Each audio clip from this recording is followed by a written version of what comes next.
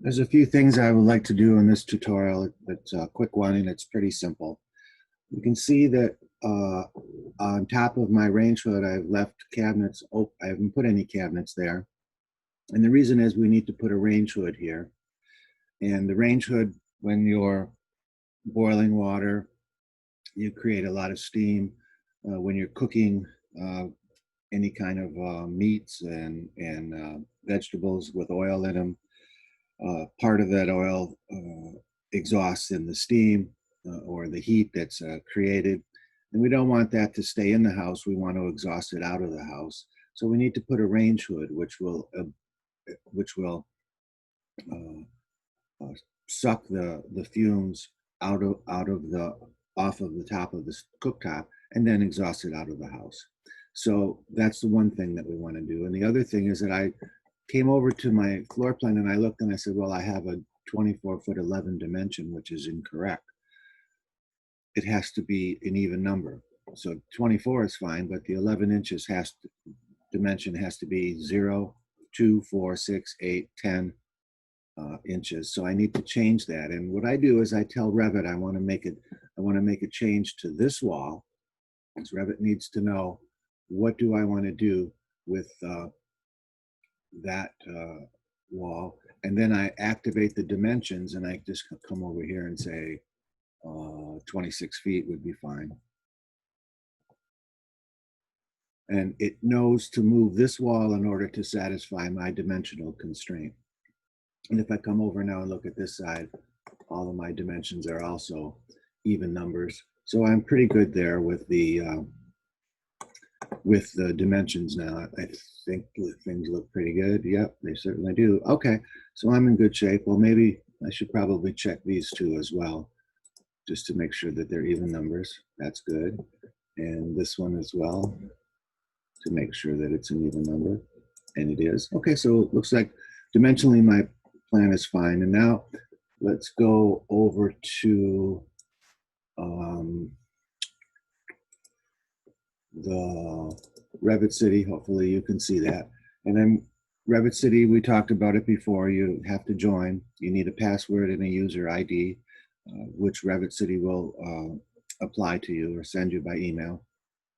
And then there's no charge. It's a free site, and there's plenty of things that we can search for. So I'm going to come up here and search for range hood, Rangehood, and let's see what we have available. Well, there's one right there. Let's keep looking and see if we can find the one that I like, which is a little bit better than that. That one. And well, that's interesting. Look how that has a nice curve there. That's an option that we could use. And let's go to number 3. And there we go. Look at this one. That one looks pretty good. And central stove hood, that one looks pretty good. So I'm going to download that one.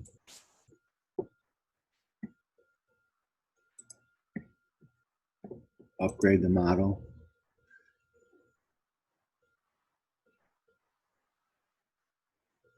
And that one looks all right. I can load that into the project.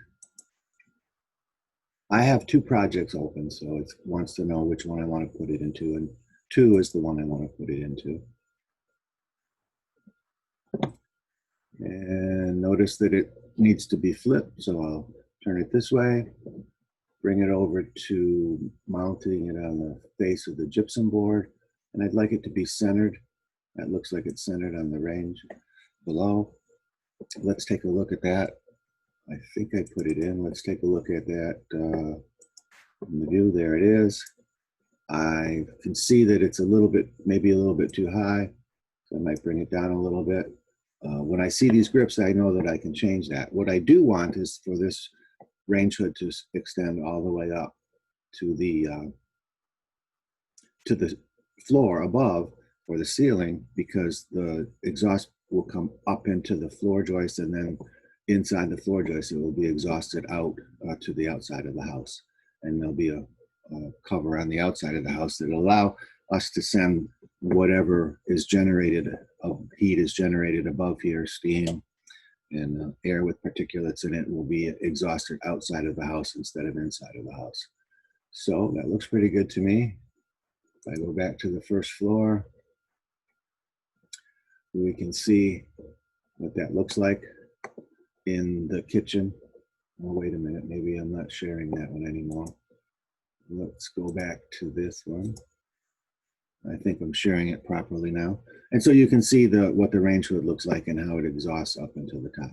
And for the kitchen tutorial at this point, we have done everything that we need to do right now. We're going to stick with, in our next tutorial, we'll stick with putting a countertop and cabinets and a mirror and our fixtures in one of our bathrooms.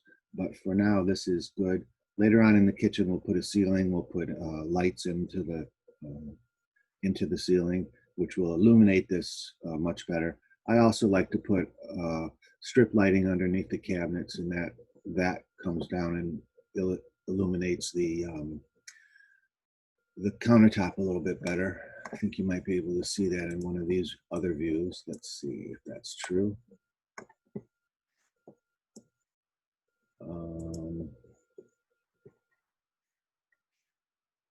Well, you can see the ceiling. We'll put some trim. We'll also be doing that casework as well.